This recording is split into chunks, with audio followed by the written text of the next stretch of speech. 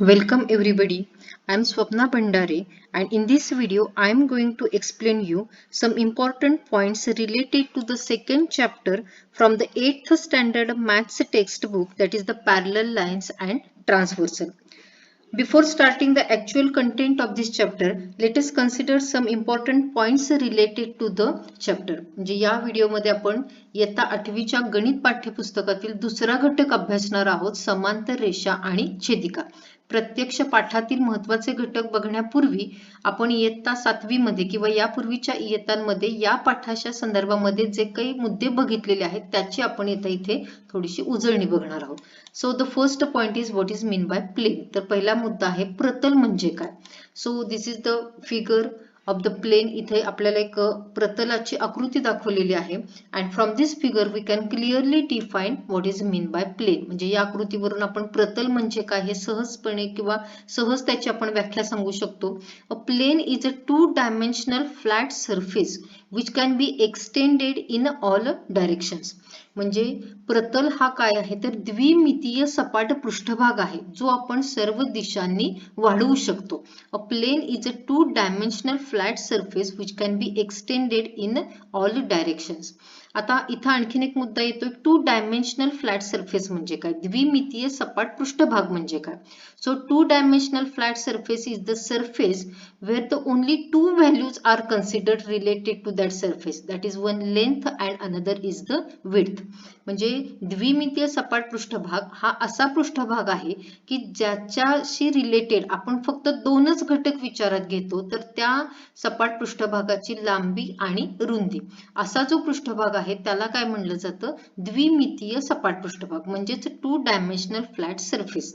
तर असा हा प्लेन म्हणजे काय सांगितलं जातं, 2-dimensional flat surface which can be extended in the all direction. So this is about the plane. Now let us consider the another point, what is mean by parallel lines. समांतर रेषा म्हणजे काय ते आपण बघणार आहे. For that purpose let us consider the figure first, and in this figure the two lines are present there and these two lines intersect with each other in one point and these lines are called as a intersecting lines. म्हणजे इथं आपण आकृती 1 मध्ये आपल्याला दोन lines दाखवलेल्या आहेत ज्या एकमेकींना छेदत आहेत आणि त्याच रेषांना काय म्हणलं जातं, इंटरसेक्टिंग लाईन्स असं म्हणतात.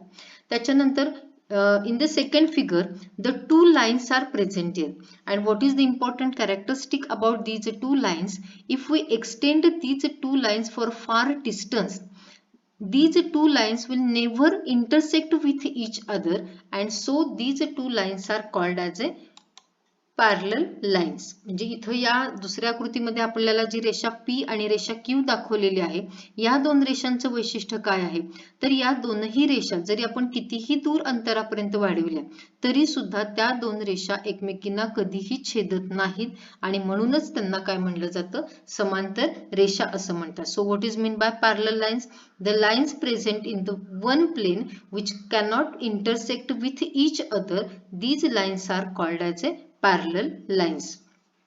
एकाच प्रतलामध्ये असणाऱ्या रेषा ज्या कधीही एकमेकींना छेदणार नाहीत त्या रेषांना काय म्हणलं जातं, समांतर रेषा असं म्हणतात. आणि ह्या समांतर रेषा दाखवण्यासाठी या पद्धतीने चिन्ह संकेत वापरला जातो, line P parallel to line Q. So this is about the parallel lines. Now the third point is what is mean by transversal. What is mean by transversal, छेदिका म्हणजे काय ते आता आपण बघणार आहे. For this purpose let us consider one line M, then another line is present there, line N, and one line is also present in this plane, that is the line P. So what is the important characteristic about this line? So this line P intersects the line M in point A and also intersects the line N in point B. म्हणजे इथं आपल्याला दोन रेषा दाखवलेल्या आहेत, रेषा M आणि N ज्या पॅरलल आहेत, समांतर आहेत. आणखीन एक रेषा इथे आहे, रेषा P. रेषा P चं वैशिष्ट्य काय आहे तर रेषा P ही रेषा M ला A या बिंदूत छेदते, त्याच पद्धतीने रेषा P रेषा N ला B या बिंदूत छेदते. and from this we can clearly define what is mean by transversal. आणि या वैशिष्ट्यावरून आपण छेदिका म्हणजे काय याची व्याख्या बघणार आहे. if a line intersects given two lines in two distinct points then that line is called as a transversal of that lines. म्हणजे दिलेली एक रेषा दोन समांतर रेषांना दोन भिन्न बिंदूत छेदत असेल. महत्वाचा मुद्दा काय आहे? दोन भिन्न बिंदू, टू डिस्टिंक्ट पॉइंट्स, दोन भिन्न बिंदूत छेदत असेल तर त्या रेषेला काय म्हणलं जातं? त्या रेषांची समान छेदिका असं म्हणलं जातं. So this is about the transversal. What is mean by transversal? If a line intersects given two lines in a two distinct points, then that line is called as a transversal of that lines, and in this mean line P is a transversal of lines M and N, where P intersects the line M at point A and P intersects the line N in point B. म्हणजे P ही छेदिका transversal जी आहे ती line M ला A या बिंदूत intersect करते आणि P ही transversal जी आहे ती लाईन N ला कोणत्या बिंदूत इंटरसेक्ट करते? तर point B. So this is about the transversal. Now let us consider the different angles made by the transversal, and for that purpose we are going to consider the two parallel lines, that is the line P and Q, and one transversal is present there, that is the R. आता इथे आपण दोन समांतर रेषा आणि एक छेदिका यांनी किंवा दोन समांतर रेषांना एका छेदिकेने छेदले असता तयार होणारे कोन कोणकोणते आहेत, त्या कोनाचे प्रकार काय आहेत किंवा त्या कोनांची वैशिष्ट्य काय आहेत आपण ते बघणार आहे. तर त्यामध्ये पहिल्या कोनाचं वैशिष्ट्य बघण्यापूर्वी किंवा बघत असताना आपण हे दोन कोन विचारात घेणार आहे. बघा, पहिला कोन जो आहे तो आहे अँगल RMP. इथे बघा आकृतीमध्ये angle RMP, and the another angle is angle PMN, आणि दुसरा जो अँगल आहे तो कोणता आहे? अँगल PMN हा एक अँगल आहेच इथे, परंतु आणखीन एक इथे अँगल तयार झालेला दिसून येतो, angle MNQ. So let us consider about the important characters related to the angle RMP and angle MNQ. म्हणजे ह्या दोन, हे जे दोन तयार होणारे कोन आहे यांचं वैशिष्ट्य काय आहे ते आता आपण बघणार आहे. तर त्याच्यामध्ये पहिलं वैशिष्ट्य काय सांगितले बघा, the arms of the angles on the transversal are in the same direction. म्हणजे या दोन कोन तयार होत असताना किंवा कोन जेव्हा तयार झालेले आहे तेव्हा त्या कोनाची एक भुजा जी आहे, जी छेदिकेवर असणारी भुजा आहे ती एकाच दिशेमध्ये असलेली दिसून येते. आता बघा, आता समजा आपण पहिला कोन विचारात घेतलेला आहे angle RMP. In this angle the two arms are present there. The first arm is arm MR and the other arm is arm MP.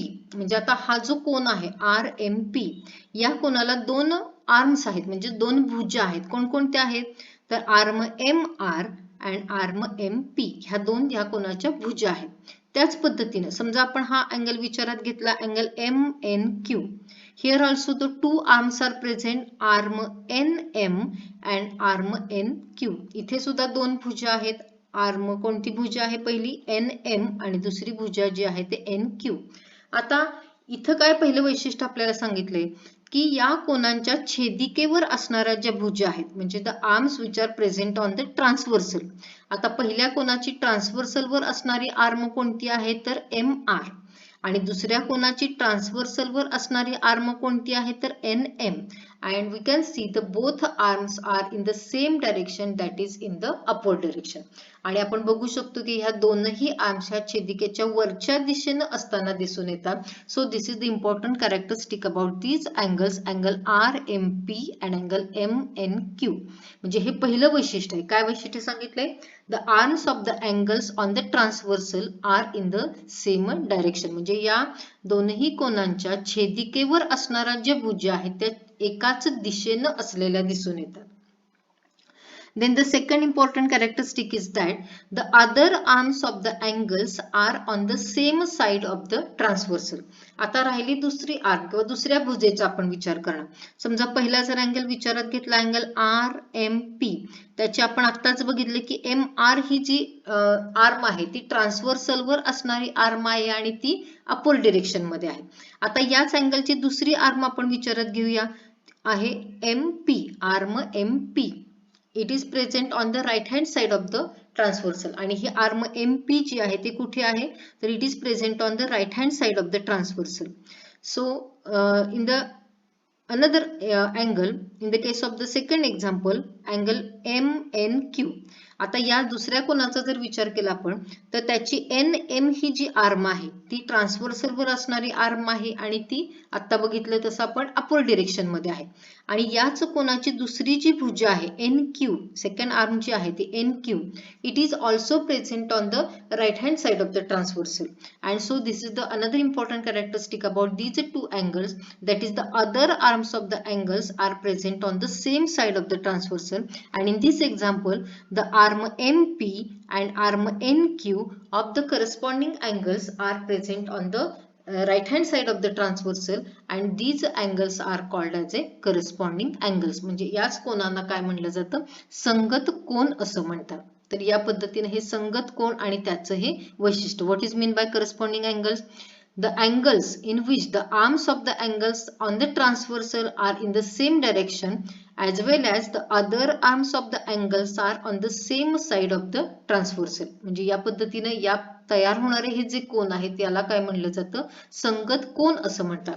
आता ज्या पद्धतीने हे ट्रान्सव्हर्सलच्या राईट हँड साइडला हे जे कोन तयार झालेले आहेत त्याच पद्धतीने कोनाची आणखीन एक जोडी जी आहे ती लेफ्ट हँड साइडला सुद्धा तयार होते. आता त्याच्याशी रिलेटेड काही जे पॉइंट्स आहेत आपण ते पुढच्या व्हिडिओमध्ये बघणार आहोत. त्याच्यानंतर आता आपण पुढे महत्त्वाचा आणखीन एक कोनाचा प्रकार बघणार आहे. What is mean by interior angles? आंतरकोन म्हणजे काय? For that purpose also here the two parallel lines are present there, line M and N, and one in transversal is present there, that is the P. This transversal P intersects the line M in point S and intersects the line N in point Q. म्हणजे इथे एक छेदिका आहे transversal P जी या M या लाईनला S या बिंदूत छेदते आणि N या लाईनला Q या बिंदूत छेदते. तर या पद्धतीनं हे इथे ही बेसिक त्याचे डायग्राम दाखवलेले आहेत. आता त्याच्याशी रिलेटेड आपण दोन इथे अँगल्स बघणार आहे. अँगल MSQ आणि अँगल SQN. बघा अँगल कोणते तयार झालेले आहेत? MSQ हा एक अँगल आहे पहिला आणि अँगल SQN. आता या दोन कोनांची वैशिष्ट्य काय आहेत ते बघणार आहे आपण. So the first characteristic of these two angles are the angles are on the same side of the transversal. साहजिकच आपण इथे आकृतीमध्ये सहज बघू शकतोय की ही जे अँगल आहे किंवा हा जो अँगल आहे MSQ, this angle is present on the right hand side of the transversal, and also the angle SQN is also present on the right hand side of this transversal. म्हणजे हे दोनही कोन कुठे असलेले दिसून येतात? छेदिकेच्या उजव्या बाजूला असलेले कोन आहेत हे. त्याच पद्धतीने या कोनांचं आणखीन एक वैशिष्ट्य काय सांगितलेलं आहे? Both the angles have the same interior portion. आणि या दोनही कोनांचा अंतर्भाग कसा आहे? एकरूप आहे. बघा कोणता इंटिरियर पोर्शन आहे? तर अँगल MSQ याचा हा इंटिरियर पोर्शन आहे आणि SQN त्याचा सुद्धा हाच इंटिरियर पोर्शन आहे. It means that the angles have the same interior portion and so these angles are called as a interior angles. या दोनही कोनांचा अंतर्भाग एकरूप आहे म्हणूनच या कोनांना काय म्हणलं जातं? अंतरकोन असं म्हणतात. These are the interior angles.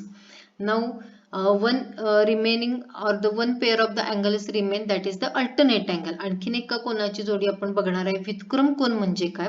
And it will be seen in our next video. So thank you for watching the video.